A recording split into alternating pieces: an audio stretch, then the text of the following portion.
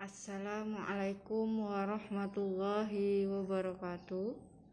Apa kabar anak-anak ibu semuanya? Semoga dalam keadaan sehat dan tetap semangat dalam mengikuti pembelajaran. Hari ini kita akan belajar pelajaran pendidikan agama Islam dan budi pekerti. Kita memasuki pelajaran 5, yakni sholat kewajibanku. Sholat merupakan tiang agama. Barang siapa menegakkan sholat berarti telah menegakkan agama. Barang siapa meninggalkan sholat berarti meruntuhkan agama. Sholat itu kewajiban yang telah ditentukan waktunya bagi orang-orang yang beriman. Jadi sholat itu merupakan tiang agama. Kalau kita tidak sholat, artinya kita telah meruntuhkan agama kita sendiri. Sekarang buka bukunya halaman 58. Kita amati. Ini ada gambar orang yang sedang azan. Ketika azan, maka kita harus segera pergi siap-siap untuk sholat. Ada satu keluarga yang siap-siap untuk sholat. Kemudian mereka sholat berjamaah hingga selesai. Sekarang hari ini kita hanya belajar tentang materi sholat. Sholat artinya doa. Sholat juga diartikan sebagai serangkaian ucapan dan gerakan tertentu yang diawali dengan takbiratul ihram dan diakhiri dengan salam. Sholat ini membuktikan kepada Allah tentang pengabdian diri kita. Melaksanakan sholat berarti kita menyembah Allah, berdoa, memohon ampunan, dan bersyukur kepada Allah. Sholat merupakan ibadah yang diperhitungkan pertama kali setelah hari kiamat. Jadi barang siapa yang tidak sholat, maka Allah akan memberikan balasan kepada umatnya. Jadi sholat itu sangat penting. Karena apa? Karena amalan yang pertama kali dihisab oleh Allah Subhanahu wa ta'ala. Selain itu, sholat juga mencegah perbuatan keji dan mungkar. Orang yang sholat, perbuatan jeleknya itu terhindar dari perbuatan jelek, yaitu perbuatan keji dan mungkar. Sholat ada berapa waktu dalam satu hari? Ada 5. Yang pertama sholat isya, subuh, zuhur, asar, dan maghrib. Sholat isya ada berapa rakaat? 4. Sholat subuh ada 2 rakaat. Sholat zuhur ada 4 rakaat. Asar 4 rakaat. Dan maghrib ada 3 rakaat. Harus hafal ya. Kemudian, di mana kalian biasanya melaksanakan sholat? Di masjid atau di rumah? Kalau laki-laki itu dianjurkan untuk sholat di masjid, sedangkan perempuan dianjurkan untuk sholat di rumah.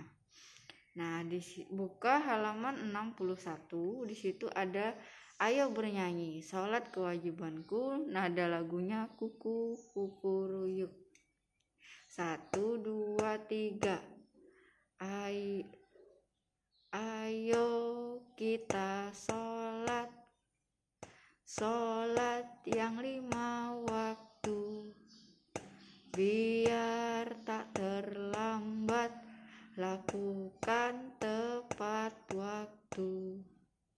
Siapa yang sholat, itulah bukti taat. Siapa tidak sholat, rugilah di akhirat.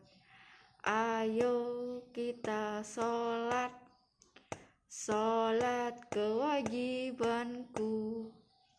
Melakukan sholat pengabdian diriku, memohon ampunan dan selalu bertobat.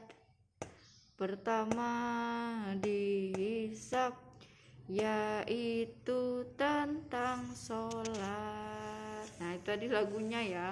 Meskipun ibu suaranya tidak bagus. Sekarang buka halaman 62. Yang nomor 1 yang di dalam kotak kita baca bersama-sama ya.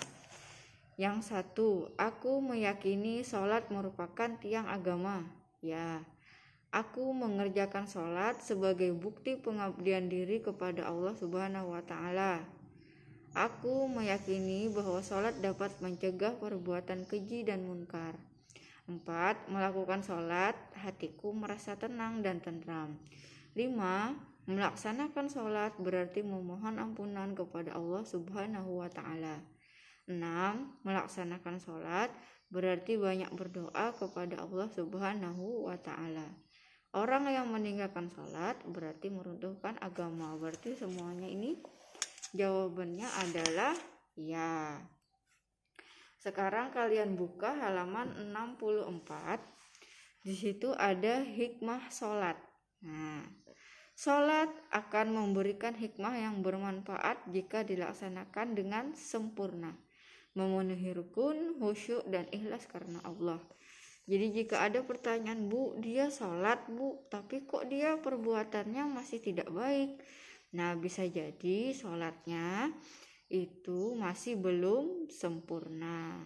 Bisa kurang khusyuk atau kurang ikhlas karena Allah.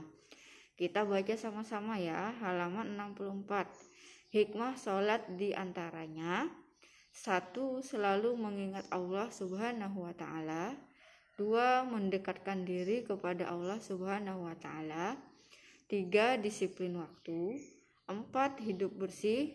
5, hidup tertib dan teratur. 6, bersikap rendah hati. 7, hidup damai dan menyebarkan keselamatan. 8, hati menjadi tenang dan tentram. 9, membina kebersamaan, persatuan dan persaudaraan. 10, memelihara diri dari perbuatan dosa. Jadi hikmah yang kita pelajari itu ada 10. Kalau kita sholat, kita ingat kepada Allah. Kita semakin dekat dengan Allah. Kemudian kita bisa disiplin waktu. Kemudian hidup bersih karena sebelum sholat melaksanakan wudhu. Kemudian hidup tertib karena kita mengerjakannya sesuai urutan, itu namanya tertib. Kemudian bersikap rendah hati. Kenapa kita bersikap rendah hati? Karena kita merendah di hadapan Allah Subhanahu wa Ta'ala. Kemudian hati menjadi tenang dan tentram. Kemudian membina kebersamaan, persatuan dan persaudaraan jika kita melaksanakan sholat berjamaah di masjid. Nah, demikian pembelajaran pada hari ini. Minggu depan kita akan melaksanakan praktik sholat. Jadi ibu minta kalian di rumah belajar bacaan sholat sebelum kita praktek minggu depan. Ibu akhiri, wassalamualaikum warahmatullahi wabarakatuh.